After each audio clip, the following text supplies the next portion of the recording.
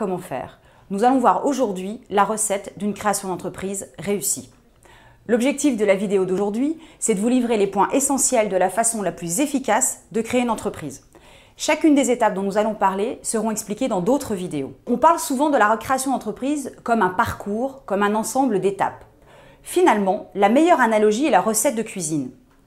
L'idée est de dire que chacun a les mêmes ingrédients, les mêmes ustensiles, mais que chacun y met sa patte et assaisonne à sa façon. Le principal étant que le résultat soit réussi. Le premier appareil, les premiers ingrédients dans cette recette de création d'entreprise, c'est vous, vos ressources et votre détermination. Alors vous, c'est vous avec vos ambitions, avec votre personnalité, avec vos objectifs, avec vos valeurs. Quant à vos ressources, c'est ce que vous savez et qui vous connaissez. Le qui vous connaissez est important, c'est votre réseau.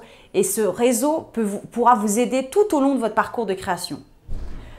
Votre détermination, bien évidemment, c'est votre envie de faire. L'entrepreneuriat, tous les meilleurs conseils ne pourront vous aider que si vous êtes parfaitement déterminé à entreprendre. Maintenant, vous allez travailler votre idée. Trouvez une idée qui corresponde à vos valeurs, à vos envies, à vous, à votre personnalité, à ce que vous avez envie de faire, à ce que vous aimez le plus, à ce qui vous plaît. Ce n'est pas nécessairement ce que vous avez fait depuis 10 ou 15 ans en tant que salarié. Ça peut être complètement autre chose. Vérifiez rapidement qu'elle réponde à un besoin, que cette envie résout un problème. Nous en reparlerons ultérieurement. Mélangez tout ça et vous avez votre idée. Pourquoi c'est utile? C'est pour vous assurer le plus rapidement que votre idée a un intérêt pour des potentiels clients.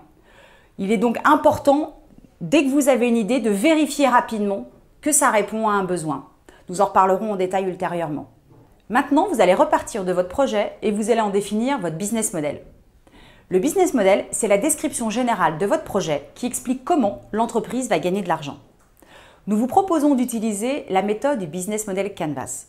Cette méthode vous permet de cartographier en 9 cases, 9 blocs, les éléments essentiels de votre entreprise. Les clients, le produit, l'organisation, le comment vous allez vendre à vos clients et la partie financière. Pourquoi c'est utile? Parce que ça va vous permettre d'expliquer facilement votre projet à des tiers dans les premiers moments de la création d'entreprise où vous allez devoir faire adhérer des gens à votre projet. Et puis surtout, ça va vous permettre de garder un fil rouge pour toutes les étapes de la création d'entreprise qui vont suivre. Vous allez maintenant faire goûter ce nouvel appareil, votre business model, à vos clients. C'est l'étude de marché. L'étude de marché se compose en 2 parties. L'étude du marché national, par exemple le marché national de la bijouterie, et l'étude de votre marché, c'est-à-dire l'étude de vos clients et de vos concurrents. Si vous ouvrez une bijouterie, c'est l'étude de ceux qui vont rentrer dans votre bijouterie et des concurrents qui sont autour de vous, qui peuvent vous prendre des clients. Cette étape, elle est fondamentale. C'est la seule manière de savoir si vous allez pouvoir gagner de l'argent ou pas. C'est la seule manière de savoir si votre produit, votre service est accepté par votre marché, par vos clients. Pour faire cette enquête, vous allez d'une part poser les hypothèses que vous souhaitez vérifier. Le profil de votre cible, combien ils sont prêts à dépenser pour ce produit ou ce service, quels sont leurs freins, leur motivation d'achat, leurs critères d'achat, tout ce qui est important pour pouvoir leur vendre et communiquer auprès d'eux. Une fois que vous avez posé ces hypothèses, vous transformez ça en enquête et vous allez aller l'administrer. Vous avez plusieurs méthodes pour administrer l'enquête. Vous pouvez aller dans la rue et rencontrer vos clients directement dans la rue. Vous pouvez faire des enquêtes en ligne. Vous pouvez faire des focus group, c'est-à-dire réunir plusieurs personnes de votre profil cible autour d'une table. Peu importe les méthodes, le principal étant d'aller parler à vos clients et de vérifier les hypothèses que vous avez posées. Lorsque vous avez tous ces retours, vous allez analyser les enquêtes. Grâce au retour de cette enquête, vous allez ajuster votre produit ou votre service en fonction de ce que vous auront répondu vos clients. Vous allez maintenant vous occuper d'un ingrédient qui s'appelle la fabrication de votre produit ou de votre service. Il n'y a pas de méthode universelle et unique pour fabriquer un produit comme un service. C'est à vous de définir si vous voulez faire vous-même, sous-traiter, prendre des partenaires, faire de façon artisanale ou complètement industrielle. Bref, c'est à vous de déterminer, notamment en fonction des retours que votre client vous a fait sur ses attentes et ses besoins en termes de qualité, de délai de livraison, etc. En tout état de cause, cette étape est importante, même si vous livrez des services, car elle va avoir un impact sur vos charges financières. Elle aura un impact financier. Vous devez donc modéliser comment vous allez faire. Par exemple, si vous êtes dans les services, vous devez dire « Pour livrer ma prestation, je vais rencontrer mon client une fois pendant en moyenne 2 heures, puis je vais consacrer du temps à domicile dans mon bureau 4 heures, puis je vais revoir mon client, etc. » Tout cela vous donnera une idée de combien vous coûte la mise en œuvre de votre prestation.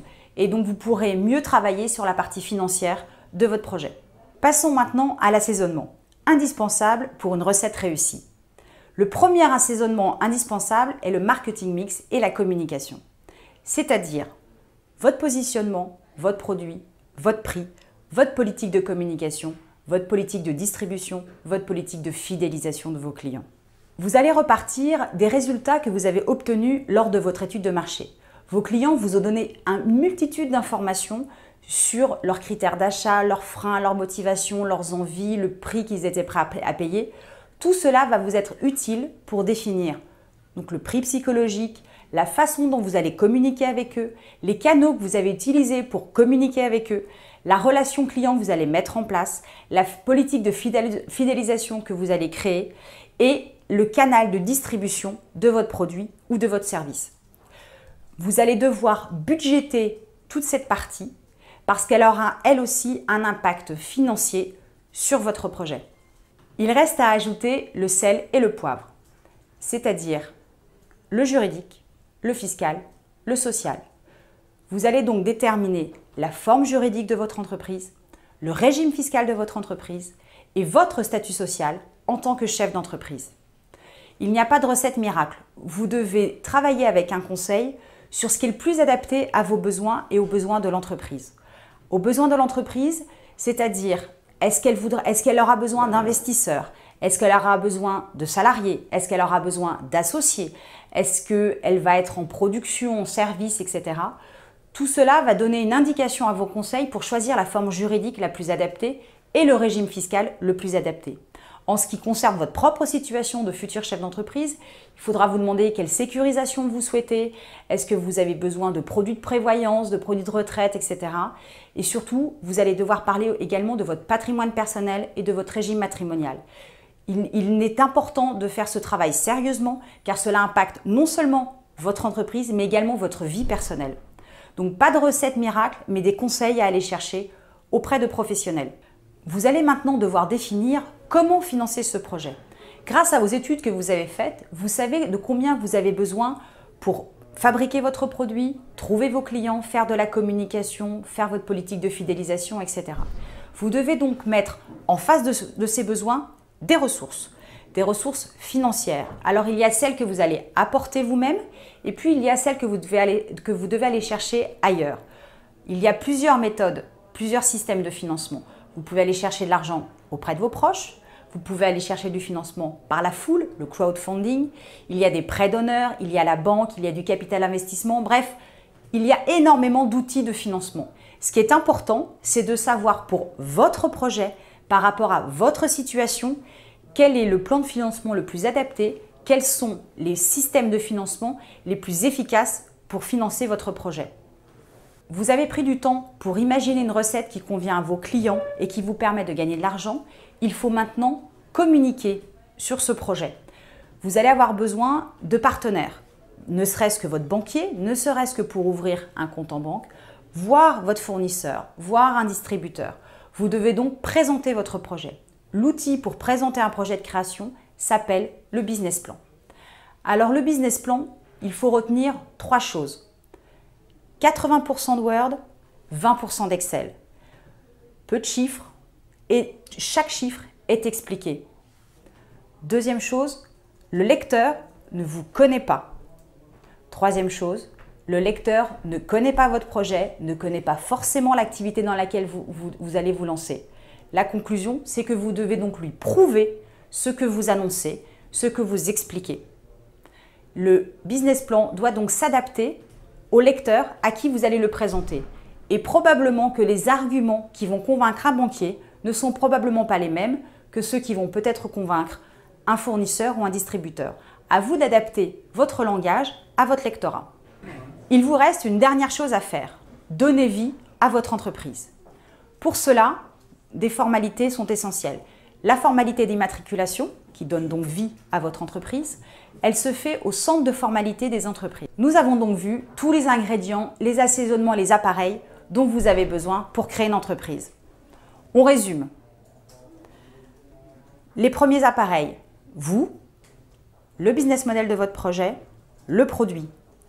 Les assaisonnements, la stratégie marketing et de communication, l'étude juridique, la validation financière de votre projet avec le prévisionnel financier, le plan de financement pour aller évidemment chercher les financements adaptés et les formalités d'entreprise. Tout cela devrait vous permettre d'avoir une création bien préparée qui devrait déboucher sur une entreprise à votre goût.